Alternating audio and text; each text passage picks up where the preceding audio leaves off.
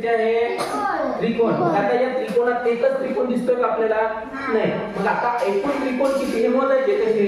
आता इथं सरळ दिसतात तुम्हाला म्हणून इथं दिसतात तेवढेच आहेत का 1 2 3 4 आणि 4च दिसतात तेवढेच त्रिकोण आहेत का नाही.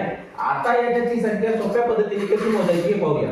काय करायचं त्रिकोणाचा जिथं शिरोबिंदू झालेला आहे त्यापासून समोर झालेले त्रिकोण मोजताना याला क्रमांक देऊन 1 2 3 4 आणि या सगळ्यांची बेरीज म्हणजे याच्यातील होणारे एकूण त्रिकोण. चला याची बेरीज म्हणजे कशी होतील सांगा आता मला. 4 + 3 + 2 + 1 चला सांगा किती होईल. 4 + 3 7 7 + 2 9 9 + 1 10 म्हणजे यातील एकूण त्रिकोणांची संख्या किती आहे 10 आहे. यातील एकूण त्रिकोणांची संख्या किती 10 बरोबर आहे. आता त्याच पद्धतीने आता चौकोनामध्ये काय करायचं. इथं जे चौकोन आहे त्याच्या चारी याला सुद्धा क्रमांक देऊन घ्यायचे.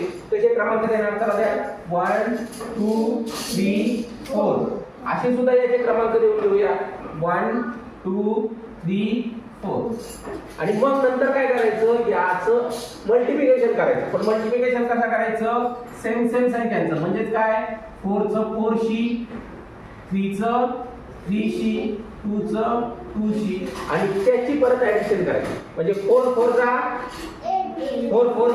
16 व्हेरी गुड. 3 3 जा 9 प्लस 2 2 जा 4 प्लस 1 ला 1 आणि याची जेवढी ऍडिशन येईल त्यातील एवढ्या चौकोनाची संख्या होईल. सांगा 14 + 9 25 25 + 4 29 29 + 1 30 म्हणजे यातील एकूण त्रिकोणाची संख्या किती आहे 30. आता इथे बघूया. इथं मात्र आयत आहे. आयतातील चौकोन आयताची संख्या मोजताना सुद्धा क्रमांक देऊन घ्यायचे.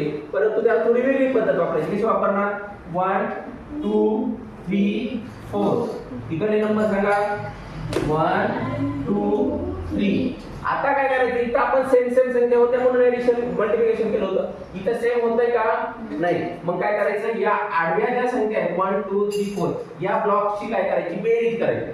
4 + 3 7 7 + 2 9 9 + 1 10 किती झाले रे 10. असेच इकडे ऍडिशन करून सांगा मला आता 3 + 2 5 5 + 1